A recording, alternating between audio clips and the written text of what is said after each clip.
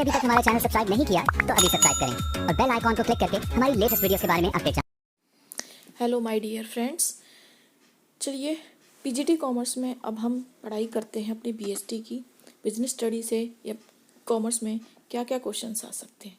देखिए आपके क्वेश्चंस इसी टाइप के आते हैं। पहला क्वेश्चन पढ़ते हैं। At least 10 adults, no maximum limits in case of. जब भी 10 लोगों की बात होती है कि एटलीस्ट कम से कम 10 मेंबर तो आपको चाहिए ही होते हैं इस ऑर्गेनाइजेशन में, और मैक्सिमम की कोई लिमिट ही नहीं है कि आप मैक्सिमम कितने भी रख सकते हो, नो लिमिट। ठीक है, 100 रख सकते हो, 1000 रख सकते हो, कोई लिमिट नहीं है। ये किस फॉर्म्स में आता है? बिजनेस के जो फॉर्म्स होते हैं, कैसे फॉर्म्स होते हैं, जैसे कि सोल प्रोप्राइटरशिप जिसमें अकेला ही बिजनेसमैन काम करता है, पार्टनरशिप हो गया, ठीक है, इस तरह के आपकी फॉर्म्स होते हैं। कंपनी हो गया, कोऑपरेटिव सोसाइटी हो गया। तो आपको यहाँ पे ध्यान रखना है कि आपसे मेंबर जो हैं उनके बारे में पूछ सकते हैं। ठीक है, तो एटलीस्ट 10 अडल्ट्स किस में हो सकते हैं? ये आपके पाएंगे कोऑपरेटिव सोसाइटी में। तो ए आपका राइट आंसर हो जाएगा। ठीक है, अगर आप चाहें तो इससे ज़्यादा आपको डिटेल चाहिए तो बीएसटी प्लेलिस्ट चले जाइए और वहाँ पे आप मेरे चैनल पे 11th क्लास की देख लीजिए। ठीक है, वहाँ मैंने सब कुछ एक्सप्लेन किया हुआ है। चलिए नेक्स्ट क्वेश्चन पे चलते हैं। Next question, what is the limit of member in case of private company. Private company में कितने नंबर्स हो सकते हैं मेंबर्स के? ठीक है, कितने मेंबर्स हो सकते हैं, लिमिट पूछिए। देखिए 50 से ज़्यादा नहीं हो सकते। ठीक है, तो यही राइट आंसर आपका हो जाएगा। नेक्स्ट क्वेश्चन देखिए, the life of A sole proprietorship business is. जो सोल प्रोप्राइटरशिप होता है, पहले तो ये समझिए वो क्या होता है। एक सिंगल पर्सन होता है, वही अपने बिजनेस को चला रहा होता है। ठीक है, सब काम वही देखता है, वही डायरेक्टर है, वही मैनेजर है, वही एम्प्लॉय, सब कुछ वही कर रहा है। ठीक है, वही मालिक है। अब अगर इसको कुछ हो जाए, मान लो ये बीमार पड़ जाए या ये इसकी डेथ हो जाए, तो सारा बिजनेस तो रुक ही जाएगा। ठीक है, तो इसकी जो लाइफ है वो कैसी होती है? अनस्टेबल होती है। ठीक है, next question, provision of residential accommodation to the members at reasonable rate is the object of. देखो, जब आपको रीजनेबल रेट पे रेजिडेंशियल प्रोवाइड कराया जा रहा है, यानी रहने के लिए आपको जो हाउस चाहिए, ठीक है, उसके लिए आपको एक लोन चाहिए, और लोन आपको रीजनेबल रेट पे मिल रहा है, यानी इंटरेस्ट आपको कम रेट से दिया जा रहा है। ठीक है, ऐसा लोन दिया जा रहा है जिस पे आपको कम रेट से इंटरेस्ट देना होगा। ठीक है, तो ये फैसिलिटी आपको कहाँ मिलती है? हाउसिंग कोऑपरेटिव में। ठीक है, तो आप इसको अच्छे से देखना चाहते हैं तो 11th क्लास की बीएसटी आप प्लेलिस्ट में देखिए, और मैंने वहाँ अच्छे से एक्सप्लेन किया है। मैं यहाँ थोड़ा सा बता देती हूँ ये होता क्या। कंज्यूमर कोऑपरेटिव, इसमें क्या होता है कि कुछ लोग मिलकर एक सोसाइटी या कोऑपरेशन करते हैं, एक सोसाइटी बना लेते हैं। ठीक है, उसमें वो अपने आसपास के लोगों को चीप रेट पे गुड्स प्रोवाइड कराते हैं। ठीक है, बल्क में लाते हैं तो गुड्स इनको चीप रेट पे मिल जाती है, सस्ती मिल जाती है, जिससे ये लोगों को सस्ते कीमत पे दे देते हैं। इनका उद्देश्य वेलफेयर करना होता है, लोगों की भलाई के लिए काम करते हैं। ठीक है, और क्रेडिट कोऑपरेशन क्या होता है? ये लोन प्रोवाइड करते हैं। ठीक है, प्रोड्यूसर्स कोऑपरेटिव क्या होते हैं कि ये गुड्स को प्रोड्यूस कर रहे हैं, खुद ही बनाते हैं ताकि लोगों को सस्ती कीमत पे मिल जाए। अब हाउसिंग वाले क्या करते हैं कि जिन लोगों के पास हाउस नहीं है उनको हाउस के लिए लोन देते हैं।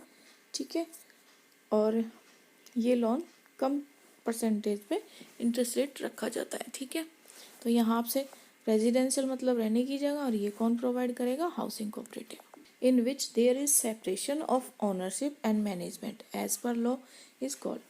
जहाँ पे सेपरेशन और मैनेजमेंट, ठीक है, ओनरशिप अलग हो, मैनेजमेंट अलग हो, मालिक अलग, काम करने वाला मैनेजर अलग। ठीक है, तो ऐसे स्ट्रक्चर को आप क्या कहोगे? ऐसे स्ट्रक्चर को आप कंपनी कहते हो। ठीक है, क्योंकि कंपनी का जो मालिक होते हैं उनकी एक लीगल सेपरेट एंटिटी होती है। सेपरेट एंटिटी कॉन्सेप्ट काम करता है कि जो ये पैसा बिजनेस में लगाते हैं वो जो कैपिटल दी है वो लायबिलिटी है इनकी, ठीक है, बिजनेस की तरफ से। तो इसका राइट जो आंसर होगा वो कंपनी ही होगा।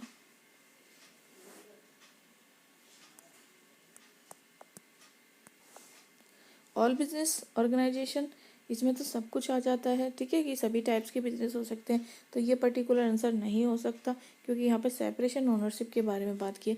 पार्टनरशिप मिनिमम 2, ठीक है, 2 या 2 से अधिक लोग, ठीक है, 2 और मोर देन 2 लोग मिलकर एक पार्टनरशिप को चलाते हैं, ठीक है। सोल पार्टनरशिप क्या होती है, जिसमें 1 पर्सन कंपनी का मालिक होता है, वही कंपनी को चला रहा होता है। तो यहाँ पे ऐसा कुछ नहीं पूछा है, बस सेपरेशन ओनरशिप पूछी कि कंपनी हो जाएगा। आगे बात करते हैं cooperative play an important role in. देखो, जो आपकी कोऑपरेटिव सोसाइटी है वो किस में ज़्यादा रोल प्ले करती है, aerospace, agriculture, manufacture, all of the above. तो ये सबसे ज़्यादा एग्रीकल्चर में रोल प्ले करती है, तो राइट आंसर आपका एग्रीकल्चर हो जाएगा। नेक्स्ट क्वेश्चन देखिए, which of the following is the characteristics of cooperative society. Profit are not subject to income tax, 1 vote per share, dividend are paid on a per share basis, all of the above. यहाँ से क्या पूछा गया, characteristic पूछा गया है। तो ये जब वेलफेयर के लिए काम करती है, ठीक है, तो जो भी ये प्रॉफिट कमाती है उसके ऊपर कोई भी टैक्स नहीं लिया जाता क्योंकि ये सोसाइटी के वेलफेयर के लिए काम कर रही है और यही इसकी कैरेक्टरिस्टिक्स है, ठीक है। 1 वोट पर शेयर नहीं होता, 1 वोट पर मेंबर होता है, 1 मैन 1 वोट होता है, ठीक है। तो ये वाला सेकंड वाला तो आपका गलत हो गया। Dividend are paid on a per share basis, इनको कोई डिविडेंड नहीं दिया जाता, ठीक है, तो ये भी गलत हो गया।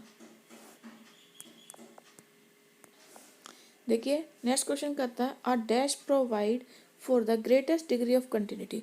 जो ये बिजनेस है, ठीक है, ये लॉन्ग टाइम तक चलता रहे, ये इसी को कंटिन्यूटी कहते हैं।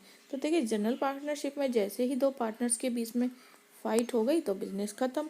जॉइंट वेंचर, जब कुछ लोग मिलकर अपना पैसा लगाते हैं, इन्वेस्ट करते हैं, तो इस तरह के लगाए हुए पैसे से जो बिजनेस होता है वो जॉइंट वेंचर होता है, जहाँ पे रिस्क और कैपिटल को आपस में बांट लिया जाता है, ठीक है। तो इसमें भी सभी लोगों के बीच में मनमुटाव होने पर या अपना अपना पैसा वापस निकाल लेते तो बिजनेस ख़त्म, ठीक है। सोल प्रोप्राइटरशिप में अकेला व्यक्ति सब कुछ कर रहा है, जैसे इसकी लाइफ ख़त्म तो बिजनेस भी ख़त्म, ठीक है। तो बचा क्या, कॉरपोरेशन। कॉरपोरेशन में ज़्यादा कॉन्टिन्यूटी रहती है, ठीक है, क्योंकि यहाँ पे जो लोग हैं वो सोसाइटी के वेलफेयर के लिए काम करते हैं, तो यहाँ पे पर्सनल इशू बहुत कम आते हैं, ना के बराबर आते हैं, क्योंकि वो मेंटली प्रिपेयर्ड होते हैं सोसाइटी के वेलफेयर के लिए, ठीक है। तो वो अपने पर्सनल इश्यूज़ को बिजनेस पे इम्पैक्ट नहीं डालने देते और कंटिन्यूटी बनी रहती है बिजनेस में। Next question, which of the following is probably the most important reason for incorporated. Incorporated क्या होता है कि एक कंपनी में जब आप शेयर्स इशू कर रहे हो, ठीक है, शेयर्स इशू करते हो तो लोग उन शेयर्स में अपना पैसा लगाते हैं और आपको एक तरह से इन्वेस्टमेंट के लिए पैसा मिल जाता है, ठीक है। अब यहाँ पे मोस्ट प्रोबेबिलिटी किस चीज़ की होती है, limited liability for share holder, more money for investments, increased flexibility, share management. देखिए वैसे तो कंपनी में सारी चीज़ें आपको देखने को मिलेंगी, शेयर का मैनेजमेंट भी, इंक्रीज फ्लेक्सिबिलिटी भी, मोर मनी फॉर इन्वेस्टमेंट्स, लेकिन सबसे मोस्ट इम्पोर्टेंट रीज़न पूछा है तो वो ये है कि जो शेयर होल्डर की जो लायबिलिटी है वो ना के बराबर होती है, यानी लिमिटेड होती है, कम ही होती है, ठीक है। Next question, a dash partner and owner who has unlimited liability and acting in managing the firm, ठीक है, जिसकी लायबिलिटी अनलिमिटेड है तो वो कौन सा पार्टनर होता है, जनरल पार्टनर होता है, ठीक है। अनलिमिटेड मतलब अगर ये बिजनेस है और यहाँ पे लॉस हो जाए तो ये जो पर्सन है, जो ये मालिक हैं, पार्टनर्स हैं, इनकी पर्सनल प्रॉपर्टी से भी इस लॉस को रिकवर करना पड़ेगा। नेक्स्ट देखिए, a dash is a business with 2 और मोर ओनर्स। ये तो बहुत बार मैंने बताया है, 2 या 2 से ज़्यादा व्यक्ति जब कोई पार्टनरशिप, जब मतलब कोई बिजनेस करते हैं तो उसको पार्टनरशिप कहते हैं, ठीक है। Next question, which of the following is an advantages of sole proprietorship. अकेला जो बिजनेसमैन है वही जो सब कुछ संभाल रहा है, तो उसके आपको अच्छी बातें बतानी है, प्लस पॉइंट बताने हैं। तो प्लस पॉइंट क्या है, easy of starting a business, जब इसका मन करा इसने बिजनेस को स्टार्ट कर दिया, ठीक है। इसके लिए आसान होता है बिजनेस को स्टार्ट करना। बीइंग योर ओन बॉस, ये खुद का ही मालिक है, अपने काम खुद करता है और अपनी सुनता है, ठीक है। प्राइड ऑफ ओनरशिप, इसको बहुत प्राउड फील होता है, ठीक है। और ऑल ऑफ दी अबव, तो ये सारे एडवांटेजेस हैं। नेक्स्ट देखिए, the form of business organisation that has the largest sales volume is the, जिसमें ज़्यादा आप सेल्स कर पाते हो और ज़्यादा रेवेन्यू अर्न कर पाते हो, ठीक है। तो वो किस में कर पाते हो, वो आप कर पाते हो कॉरपोरेशन में, ठीक है। तो राइट आंसर आपका कॉरपोरेशन हो जाएगा। Next question, in case of registration is compulsory, जब भी बात रजिस्ट्रेशन की आएगी तो कंपनी होता है जिसका रजिस्ट्रेशन 1956 एक्ट के अकॉर्डिंग कराना कंपल्सरी होता है। लेकिन अब ये नया चेंज हो गया है, 2013 कंपनी एक्ट बना दिया गया है, ठीक है। सोल प्रोप्राइटरशिप की मर्जी है, वो इसे रजिस्टर कराए या ना कराए। पार्टनरशिप में भी एट विल होता है, ठीक है। तो बचा के आपका कंपनी आपका राइट आंसर हो जाएगा। देखिए, क्वेश्चन ऐसे भी पूछ लिए जाते हैं, Hindu succession act was passed in, जो हिंदू एक्ट था वो कब पास हुआ, 1956, 52, 1960, 1932 या 1956। तो राइट आंसर आपका हो जाएगा 1956।